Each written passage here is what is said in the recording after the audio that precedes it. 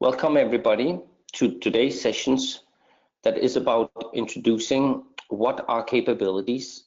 We will talk about capability concepts within enterprise. My name is Mark van Roosing and I have invited a guest speaker today, Olaf Hermes, and he was so kind to join us. More about him later on. This session today is a part of 3 sessions that follow each other, and actually an introduction to it, very short. The first one is about introduction to enterprise capability concepts, meaning what is a capability. Now, why are we doing that? Well, basically because there's a need in it. We see many organizations wanting to do capability modeling, capability management, and use it in the context of enterprise architecture. And we see so many different variations of it that we actually decided, let's have a very basic way of doing it. Now, this is why we actually will be discussing. So what is a capability? What is a capability in an enterprise context? And what can you do with capabilities? That's the first idea of the first session, which is what we are discussing today. After that, we will have a session of advanced capability modeling and capability architecture, meaning the value of modeling capabilities, how to do it, and how to use it in the context of enterprise architecture, which is followed by capability management. How do you manage your capabilities and how can you develop your capabilities in your organization? Meaning from if you have X, Y, Z capabilities, but want to increase them, improve them, how would you go about it? And as well as how does this relate to transformation or innovation concepts? So before we get started, I would like to introduce myself and then like to introduce the guest speaker. About myself, I'm a chairman of the Global University Alliance, which consists of 450 universities, lecturers, professors, researchers, and we do collaborations of doing joint research. We are specialists in pattern recognitions. These are patterns from process patterns to service patterns to strategy patterns. And one of them also is what's the best way of what's the most common way of doing capability modeling and capability concepts, and what is the best way of doing it? In this context, I also work in other standard organizations. One of them is Leading Practice, which is so nice to host this session today. Leading Practice is an enterprise standard body that does integrated standards. And when it talks about enterprise standards, it's from executive management standards to literally modeling and architecture standards and technology standards. Leading Practice in this context is one who actually publishes patterns, best practices and leading practices and industry practices. Anyway, I then also work in the World Wide Web Consortium. They are actually those who stand and develop the standards for the internet. I'm a part of ISO, who develops standards. I'm in the moment developing ISO 42010, 42020 and 30, which is around architecture standards. Then we are also working on an ISO standard, which is actually an innovation standard. Well, one could actually, I've heard a lot when I mention it saying, isn't that a conflict on itself that you, an innovation standard? Well, it actually just defines the standard of how to do the process. Then I'm a part of the European Standard Body, collaborating with NATO, Energetics, Information Security Forum, and as well as Object Management Group. In this case, I'm actually the chairman of the Business Architecture Special Interest Group. So that was a little bit about myself. Now we turn to my guest speaker, Olaf, who can a little bit introduce himself. The reason I invited Olaf is because he's a specialist in hands-on executing things. And I wanted to show that this can be executed in a tool to also prove what we are saying is practical and executable, which is the idea. Thank you, Mark, for the nice introduction.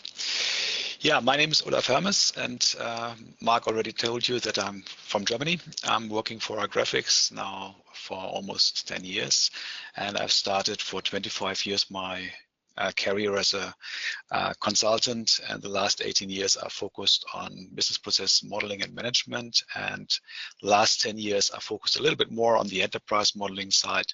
So this is my background and short, and yeah, I would get back to Mark. Thank you very much, Olaf. That is very kind of you. As mentioned, the reasons I actually asked Olaf to participate is because of the practical insight he has on how to model it and how to put it into context and structure, which I'm asking him later on to do in a tool to show the examples. So before we start to discuss how to model and use it in context, let's first discuss what exactly are or is a capability. For this, I would like to simplify it so much that we are discussing this at a higher level and exemplified where nobody is in doubt that this fits. The example I would like to take is actually just a blacksmith. Now, a blacksmith, in this case, the reasons I took him, well, it's because of a simplified way of showing it, discussing it, illustrating it, as well as, well, at home here I have 10 horses. I grew up also on a farm. In this case, this is actually I know quite a little bit about. So before we start going into the details, let's just agree on that a blacksmith on itself, he needs to have personal capabilities. If you want somebody to developing and creating a horse's shoe, you need to have certain capabilities, meaning abilities. In this case, certain skill sets, certain knowledge, certain experience. In this case, these we will be discussing as personal capabilities, meaning his personal abilities to do something around these horseshoes. So, in addition to that, he must be able to have certain directional capabilities, meaning what is it he wants to do? Fitting such a shoe to a horse is actually, you need to make certain decisions. Some of these blacksmiths make a lot of money. For example, one of the horses we have is so expensive that you use a blacksmith, and every time the blacksmith comes, $1,000 is nothing compared to the cost that he just fits the shoes to one horse. In this case, he really needs to use time to measure the horses, the hoof of the horse, to look at the size, the way the horse stands. Does it stand very good? Is it a little bit overbalancing on the one side, meaning that in reality, therefore, the shoe needs to be a little bit higher here or needs to be a little bit longer there because of balancing it? This means it's not only the personal capabilities that the blacksmith has, he needs to actually making decisions, goals, make sets of strategy, certain objectives he wants to achieve with it. Similar like when you play ping pong, just having personal capabilities to play ping pong does not make you a ping pong master. You must be able to look at the opponent and be able to set the right objectives and set the right strategies in order to use your personal abilities. In defense organizations, which I happen to work quite a lot with, these would be called command capabilities. So you have the soldiers have lots of individual what we call personal capabilities. In this case, in order to use them, you need to have certain command capabilities. Same thing within an organization. If you talk about an enterprise, they would have certain directional capabilities. They would be like a strategy, plans, objectives, goals, etc., etc. In addition to that, obviously a blacksmith needs certain resources, meaning a good hammer. He needs to have a bolt, he needs to have an iron, he needs to be able to fit it. These are called resource capabilities. If you are an enterprise, an organizations, you would have, if you're manufacturing, you have machines. If you are public sector organizations, you most likely have computers, you have other things, you have call centers. In this case, if you are defense organizations, you have weapons. So let's proceed. Then, even though the blacksmith has personal capabilities, meaning he has personal abilities to do something, he thinks about what to do, meaning all the directional things, and he has the right resources, meaning the right tools. He still needs to execute it. He needs to have certain abilities to execute it. Let's say the blacksmith, just for the purpose to illustrate it, because this discussion, it's very interesting. Most people say, yeah, but I only want the personal capabilities. Okay, what is if the blacksmith loses both his arms? He still has his skill set. He still has the personal capabilities. He still knows how to apply it with the right direction. He might even still have the resources and the tools, but he can no more execute it. He has no abilities more to execute it.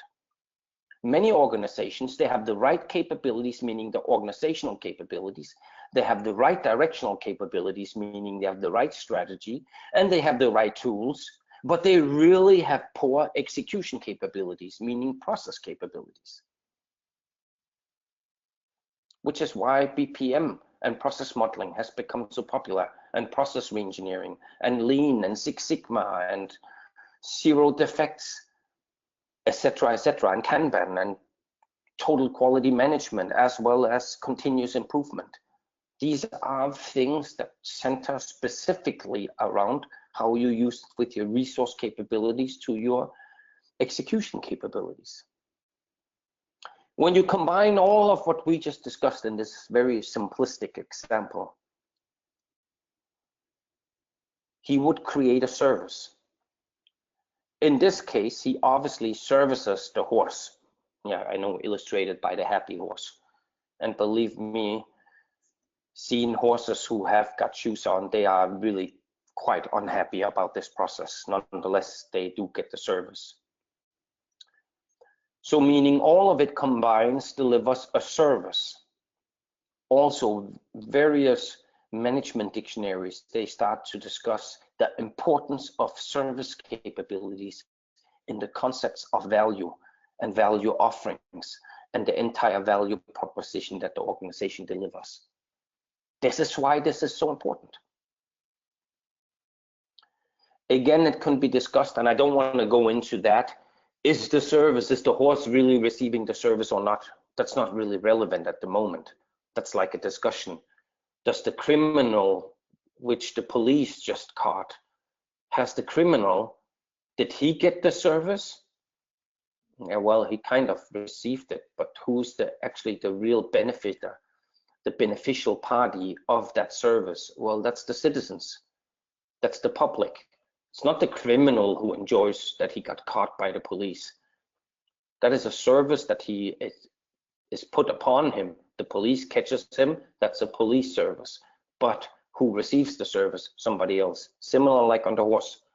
The blacksmith can deliver the service and the capabilities to the horse, but it could be somebody else who the overall value proposition belongs to.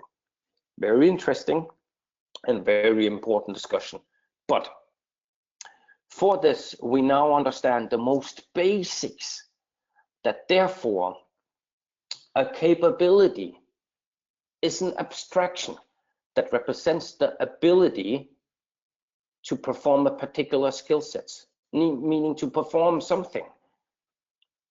So therefore, literally, like it is described in the Oxford Dictionary, Webster Dictionary, and all other good dictionaries. A capability is an ability to do something, meaning it is the abstract representations of your abilities. Your abilities can be divided, categorized, and thereby grouped into various capabilities, because you have personal capabilities, you have directional capabilities. If you now would take this example and apply it to an enterprise, then in an organization, this would be organizational capabilities, directional capabilities, service capabilities, information capabilities, and technology capabilities. All of them are actually capabilities. Therefore, there exists no such thing of saying, well, it's only a technology capabilities. Well, it's in the context of other capabilities. A technology capability supports information capabilities, which supports either the service capabilities or the organizational capabilities or the directional capabilities. These things are more connected than most organizations realize, which is also the reasons it's so smart to model capabilities in this way. Because this is how it actually looks. There are directional capabilities, the organizational capabilities, the resource capabilities, the location capabilities, meaning the extent and utility of buildings, structures, properties, the plant, meaning the plant, your manufacturing plant, could also be training areas, or could be pure facilities, real property. Then there are the process capabilities, meaning the execution capabilities, the service capabilities, the information capabilities. And now we're talking all information aspects, including application systems, information systems, the data component, information, relevance of the communications, etc., etc. And then there are the technology capabilities, which automates the organizational capabilities, the tasks, the services, the processes, etc., which should obviously not be a big surprise to anybody. Now, it is very important to say, capability is still a capability. These, however, are components of it. Therefore, this picture is more the relevant and the right way of looking at it. A capability has therefore connections to these components within an enterprise context. This is what we studied. Organizations who did capability modeling, engineering, and architecture, and the management of it did this in the following way. Therefore, we actually also present this saying, well, there's a pattern in it, a successful way of doing it. So I will move on with the next one, which actually now says, so if capabilities connect to a capability is an abstraction because it describes the ability to do something. Resources, however, are a physical thing. So are the people dimensions. So are the organizational, meaning the organizational areas, the groups, the organizational functions. These are physical existing things. The service is a physical existing thing. So is, by the way, the platforms or the infrastructure or the business service or the service parts. So these are physical. How do they relate to these capabilities? In this case, therefore, we can summarize that the capability is as is seen here, it's the conceptual and logical description of the physical. Let me make this very simplistic. If you have children, your child, you can actually sit down. Your child is the physical thing. Your child does certain things. It jumps, it plays, it does things. These are the physical things that it does. Now you can do a logical descriptions of your capabilities of your data. You can actually, and it's done so in biology, say with 3 months it starts to crawl, with 6 months it starts to stand up parts, with 1 year it starts to walk around. Some of them start to go on with the potty training. So you can actually describe the capabilities of a child in a conceptual and logical description. And that's what capabilities are. They are actually the conceptual and logical descriptions of what exists, or what you wish to exist, because you can also describe, I have this capability now, but I want that capability. It is still a conceptual and logical description. In this case, it is the conceptual and logical descriptions of the physical. Here we have split them for the purpose of having the overview in a business layer parts, application layers or information system layers, and technology layers. Why? Because an enterprise consists of multiple, we call them layers, or other call them domains, or third ones call them levels. Again, this goes back to tomato discussion. That part is not important for us. The important part is to know the directional capabilities fits to the purpose and goals, meaning all purpose and goals, everything that gives purpose and goal within the organization.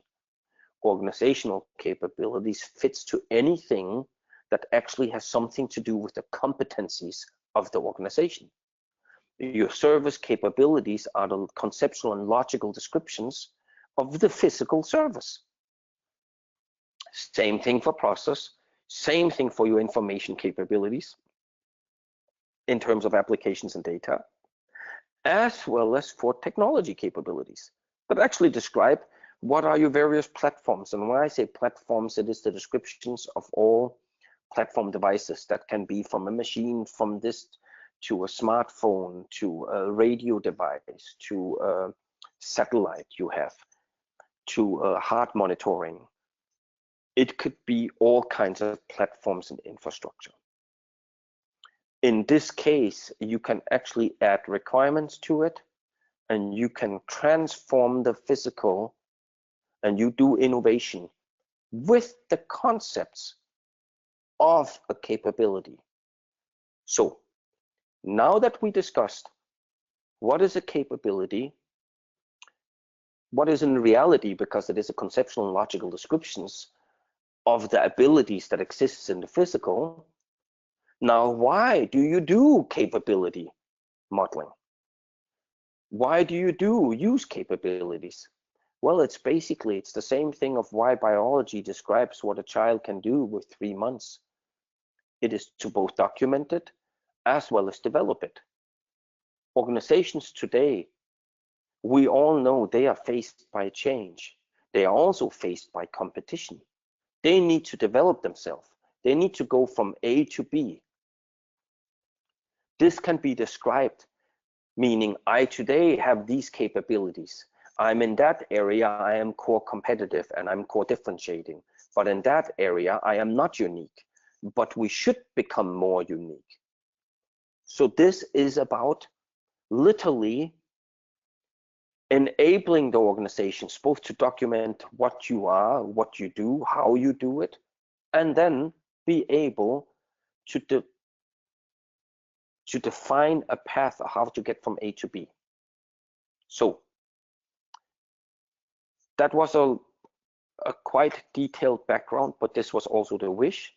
What we are now going is actually to proving this. Because if you can prove this and put it into the context, this is where we invited our dear friend Olaf, who will now go from concepts and models of understanding to models of execution, where he literally will show, and the scenario we chose was a very simplistic one. Why? Because we want us to be able to understand it. In these 3 web sessions, we will get more and more advanced as we are moving on. But this session is about a golf club manufacturer. Obviously, a golf club manufacturer needs to be looking at multiple capabilities. They also need to be looking, oh, I have old school golf players and I have the new school golf players who play, and what kind of grip do they have and how do they need to have, etc., etc.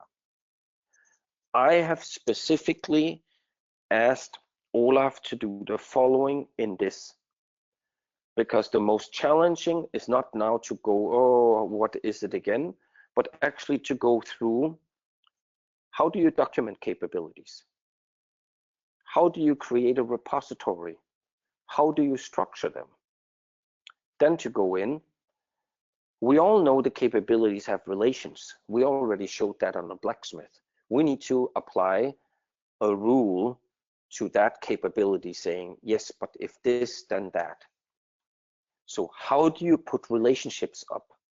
Obviously, that's based on enterprise semantics, but I want to be able to see it, because no tool who only does capabilities and kind of puts it together, it must be able that I put it into relationships. How can I put it into a network? Because they actually work together to create a certain product, a certain service, a certain output, which is actually the last part of the capability offerings. So I said, Olaf, when you do this, please represent then individual offerings saying this and these capabilities with these teams give this product or that service. And then how could it be shown combined? What would be the combined offerings of all the capabilities that we just documented, that we structured, that we related, that we put into offerings? So that's what we will be doing in the next part of the session. So Olaf, if I am handing over to you, so I'm giving over the screen to you. Yeah. Thanks, Mark. So I think everybody should now see my screen. And thanks for the introduction of our example. We have learned about the capabilities and how they are structured. And now in the context of the golf club manufacturer, let's give it a name like SCI Grafx, we will try to look at these. And let's start with the purpose and goal part. So we are thinking about an implementation in a tool, then you give the capabilities a different perspective. We call them enterprise objects, and in the purpose and goal section, we have a strategy object and a type object. Let's look at the example. So in the strategy object example, in the SCI Grafx, we have different type of strategies, business, operational, organizational strategies. And in the business part, we have obviously one big strategy, create golf clubs according to customer wishes. So this is a basic strategy that we will follow. And we have split it down because the offering of the SCI Grafx should be that they build standard golf clubs cost efficiently, and that they offer individually defined golf clubs. And these individually defined golf clubs, we have defined a target for this because they are doing it right now in a way that is not really optimized. They have decided that they have a target for this year. They would like to have a fully standardized process how to offer these individually defined golf clubs.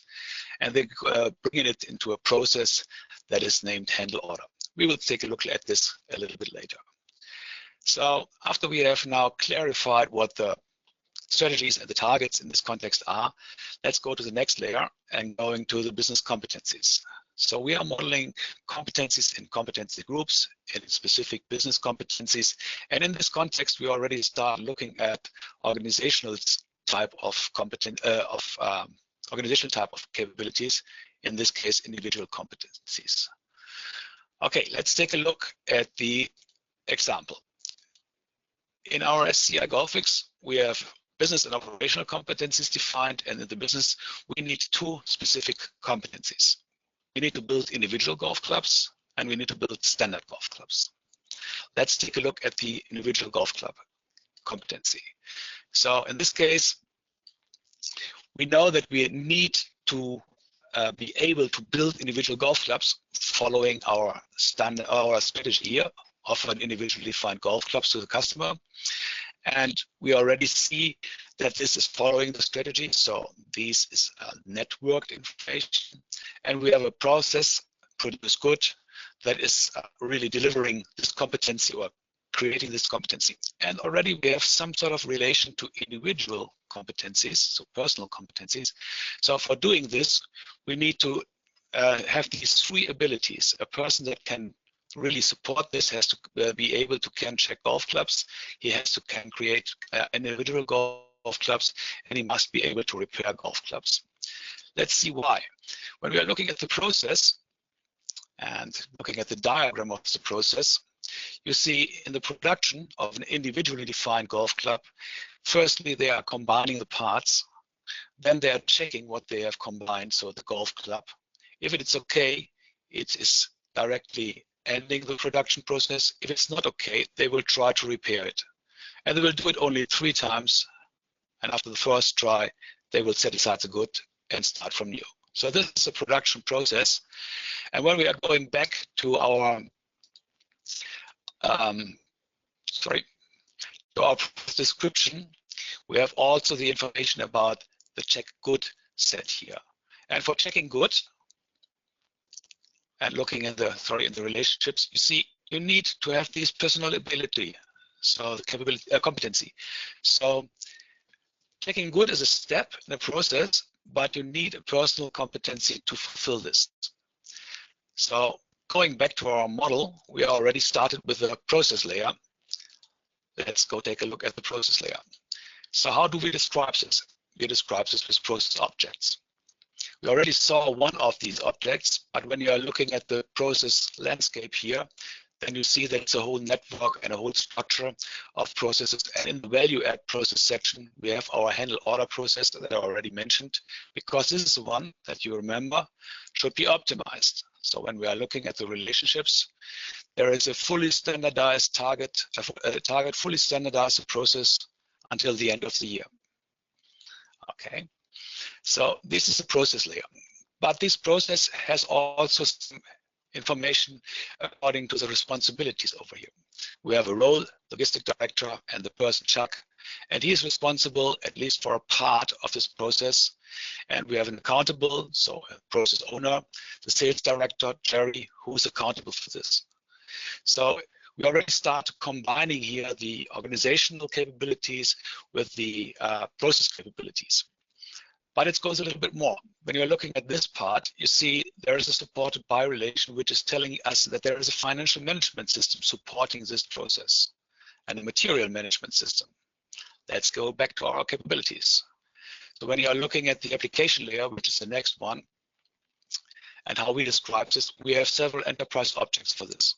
We have the application object, obviously a database object, an operating system, an interface, and other part objects to describe this. But at least you already get the picture. So we have an application object to describe what is supporting the layer on top, the business process.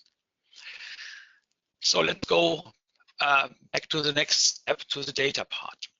In the data part, we are having work products. So when you're thinking about data and a data object, and you want to describe this, obviously it's stored in a database. We already have seen this. This is a little bit of a discussion if it's in the application layer or in the data layer, the database itself. But the data is stored in the database, and this data object is normally derived, or in most cases, it's derived from an information object. And the information object is mostly also very often derived from a business object. So in fact, when you're thinking about the data object, it's part of the 3 layers and what we are calling a 3-layered work product. So the work product already starts when you are thinking about how the processes or the business are related to each other. So let's go back to our handle order example and take a look there. So on the handle order example, we already see how the information is flowing. So from our handle order department, there is a work product, so purchase order, going to the handle payment, because after we have handled the order, the customer has got his ordered golf club, he needs to pay. So we have to handle the payment. So the purchase order object is moving or is defining is defining what is flowing from what to what. And on this level, a business object, and then it can be broken down to the information object and the data object. And in the last set, if you really want to know precise how the data are looking, then you can break it down into class objects where you have attributes and what else you need to describe how the implementation of the data object is then put into the database. Okay, so we already talked about the applications and the data in it. And if I go back to my handle order object and go into the describe to the relationship over here, then we talked about these financial management system and the material management system. Let's go and take a look at these applications. So when we are going to the material management system, you see there is also a responsibility, an accountability, and then steps and processes that it supports and interfaces that it gives. But there's also information that it has a link to the SAP prod database, maybe, and that there is a server attached to it, a server on which this system is running. So when we are thinking about now the platform part of the capabilities, we are talking about objects like server, network components, and there are a lot of different objects here, but I think I leave it on this part so that you get a picture about the platform. Okay, and let's take a look at the server again, jumping from our material management system and directly to this server, THP. He is attached to a network, he is supporting some systems, and he's in a room. So this is information about where it is. So we are going now to the facility management, to the infrastructure that we need. So in a room, and this room is in a building, in a floor, in a building. So when we are looking at the capabilities again, and these are the infrastructure capabilities, then we are offering something like room objects, enterprise objects, building enterprise objects. And these can be part of a city, in a country, in a region like Asia Pacific or EMEA or something like this. So really describing where something is. This covers the physical capabilities, and now let's go to the logical part of this. In the logical capabilities, we already saw some of the organizational parts. We already saw persons, we already saw job roles, and we could see also jobs and organizational units. Let's, for the organizational units, go for a time being shortly to the process diagram again, because there's a nice representation when you are looking at the diagram of the organizational structure. So we have the SCI Grafx, and in there we have 4 departments: sales, production, packing, and transportation, which are responsible for doing several activities in the process diagram. So in the logical structure of capabilities, these are organizational capabilities. And you remember the individual competencies that we needed on the person. Also, these are positioned in our sense in the organizational structure. And not only the company is relevant for having a picture, but also your, let's say, boundaries to the outside world. So if you have capabilities that are in combination with external agents, with your partners, your customers, your suppliers, you also must be able to verify this. So we also offer an external agent object here. When we are thinking about our directional capabilities, and you already saw that there were some, let's say, strategy, and the strategy could lead to requirements, but there are also the potential that you have some, let's say, governance or some legal requirements that you would like to follow. And when you take a look at our process handle order and in the in the relationships here, there is some control object. And this gives you the information that there is a control on this process, which has to be satisfied. So every process has an owner, which is coming from a requirement. And this requirement is a multiple requirement. It could be a legal requirement in this case.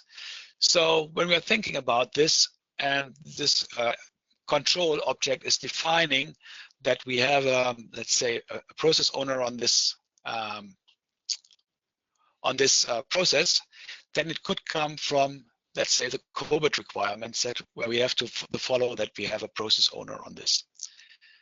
So let's take a look again to our logical capabilities and go to the diagram, see that there are also some risk information. So when your control tells you you're not fully following the legal requirement, then you are on risk.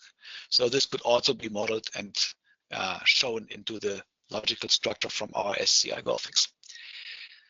The last thing I want to address in the capabilities section is the information part. So you already you could imagine that you have also the need for knowing about how good you are in your capability or in your maturity sense. So you need some performance indicators, process performance indicators, or strategic performance indicators. They must be represented in form of charts or dashboards or diagrams and reports. Let's take a look for this.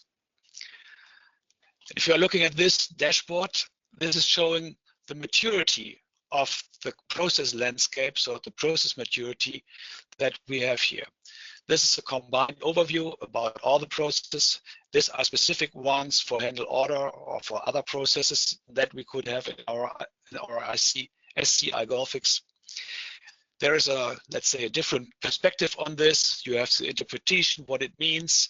You could look at this from a strategy perspective. You can drill down from the process hierarchy perspective, so the landscape following. And you could also give the same type of information on the capability level. How capable are we? So this is one of the measurements. Obviously, there are a lot of other measurements, more business or market oriented, performance or quality oriented. But in this case, I wanted to show an example how these dashboards can show something in the context of capabilities. So all this said, and giving you some example for informational capabilities, what you saw here already was some sort of linkage and interaction between these capabilities so that they build a network. And this is really the crucial part of this. So modeling or documenting, defining the individual capabilities, linking them together and making therefore a useful model for the next steps. That is a real, let's say, thing that gives you benefit for the future. But for today, I think this is enough, and I would like to give over to Mark to continue with the session. Olaf, thank you very much. I mean, obviously, we are here in the session, so I shouldn't start clapping, but that's how I'm feeling. Let me put some of the things, trying to put words of why I liked this so much.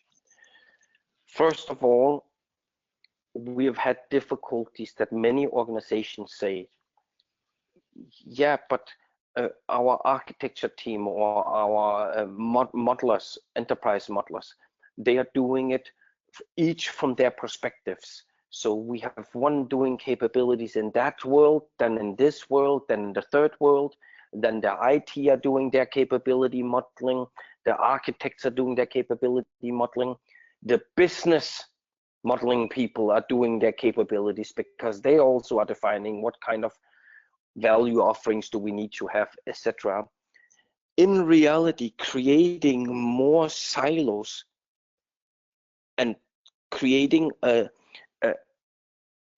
breaking the network that is there between the capabilities. I liked what Olaf just proved to you. Let's take a look at this diagram. The infrastructure with that network, with that database to that server, links to this applications, supports that process. It gives that work result, which has that other external agents involved.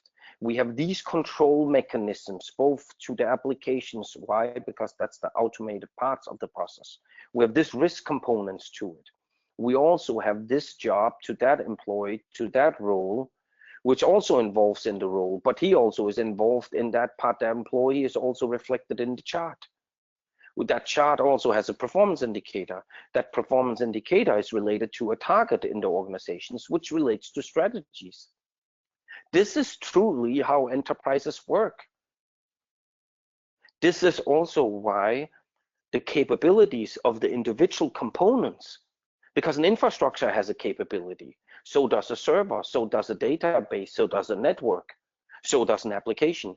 Each of these capabilities must be able to be documented and related together in order to see where are my weaknesses, where are the gaps, where am I good? And just like Olaf said, in the execution, I can literally do the scenarios and say, this is where my performance goes back. So you can do performance testing with this. You can do high availability testing. You can also do peak testing. You can basically also say, in such a diagram, which is the last one, not the scenario where he showed the capabilities, you could actually say, where's my lowest maturity? Where is it I must innovate or transform the parts to improve myself? We are not going to go deeper on that today. Why?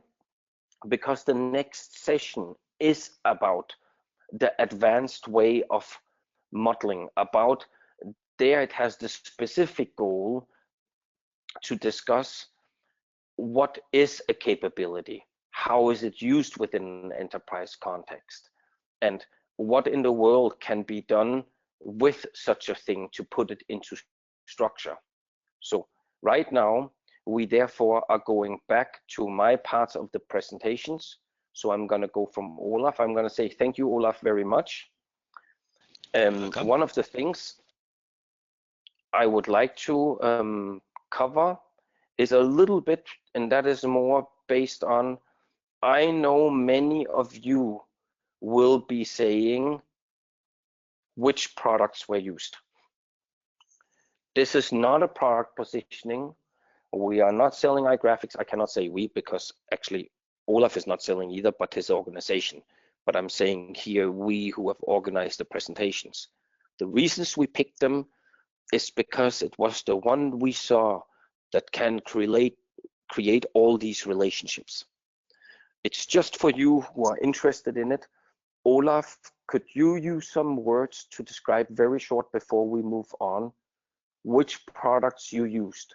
Just that we are not getting lots of emails who are frustrated or saying, now you showed this and I don't know how to move forward. Could you just use 5 or 10 sentences on the subjects of a little bit of the products, the background, and how they related and what you showed? Okay, the products group is iGrafx Origins, and the most, let's say, basic thing is the iGrafx platform, which you saw in the context of the repository content and the structure that it was given.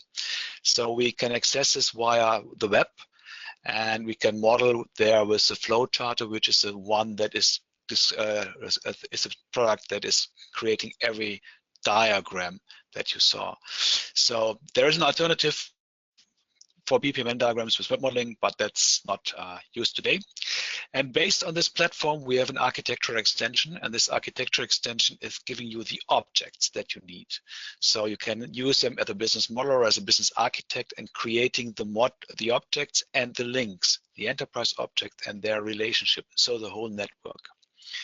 And you saw in the part of the indicators, the performance extension of the platform for the performance user and the performance designer, where we can create these dashboards, the performance indicators per different type, and combine them and make a usable interface for all that are interested in how good we are at a certain point of the whole enterprise. It could be per process, it could be something in IT, it could be a strategical side.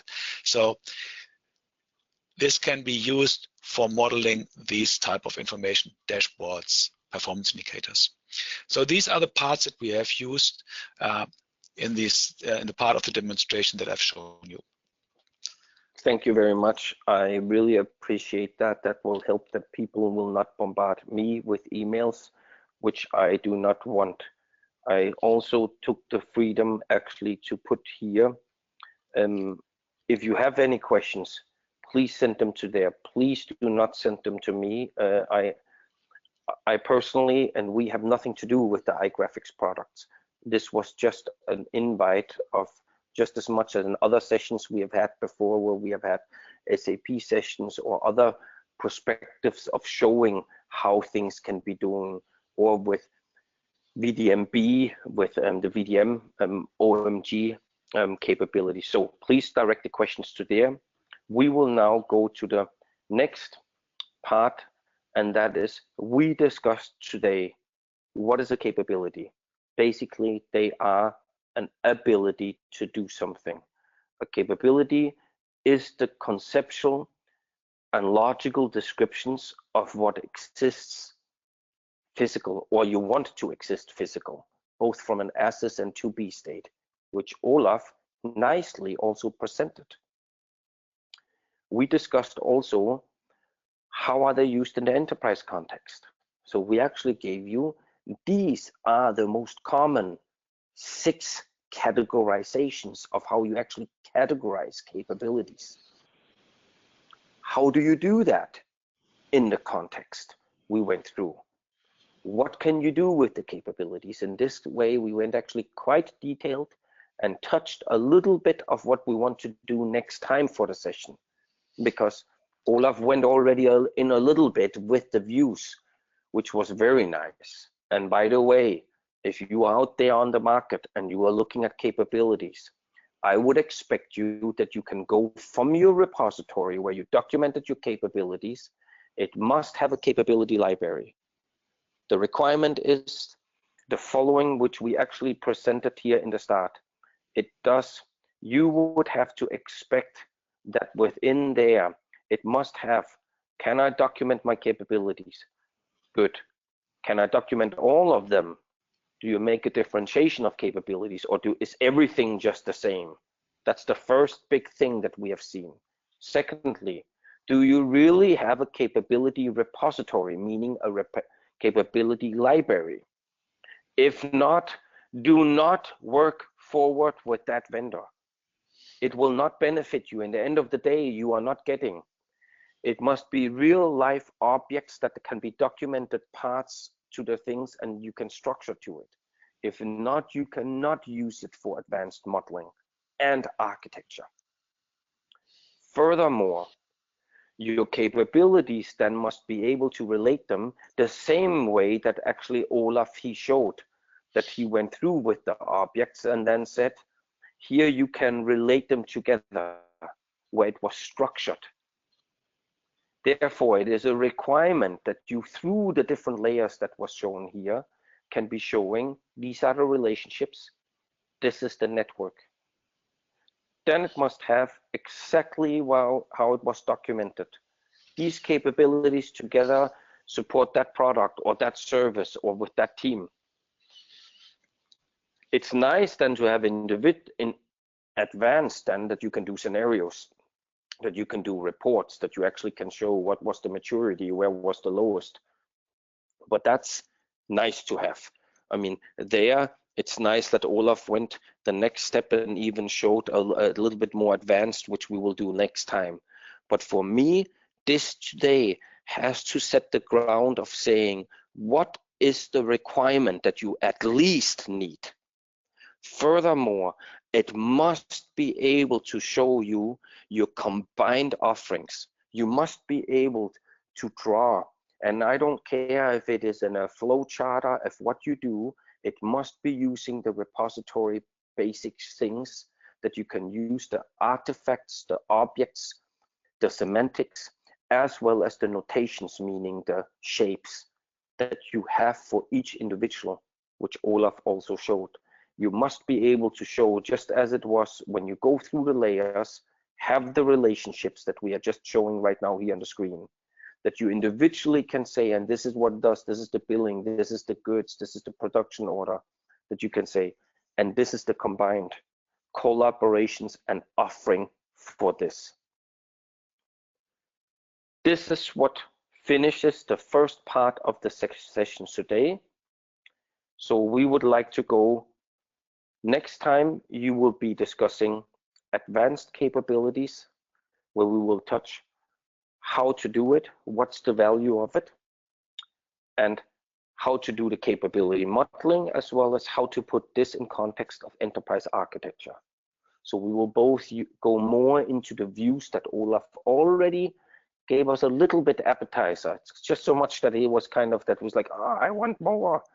And we are then also looking into how does this fit to architecture? How do you do it in the domains? How do you do it through business architecture, business domain, business layer? How does it support the solution architecture, the application architecture, the data architecture? Just like the same way he showed us now that the library works, we will then look at how the libraries now enable the modeling and architecture. Where the last session, which we will not discuss right now in detail, then goes, how do you manage them? How do you develop development paths?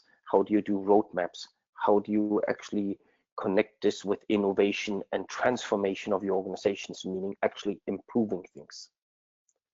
Good. This was for today, the session. If you have questions, please send them to myself. You can direct them.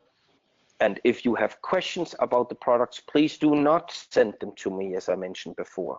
Send them to Olaf. I have put his email address here. Olaf is also, for those who come from the community of the leading practice community or the Global University Alliance, Olaf is also LEED certified, so he is capable of being able to answer both, which is also one of the reasons I asked him to participate. I say thank you, Olaf, for participating again. And any last words you want to say? Thank you for your invitation. Good. Then thank you very much and goodbye.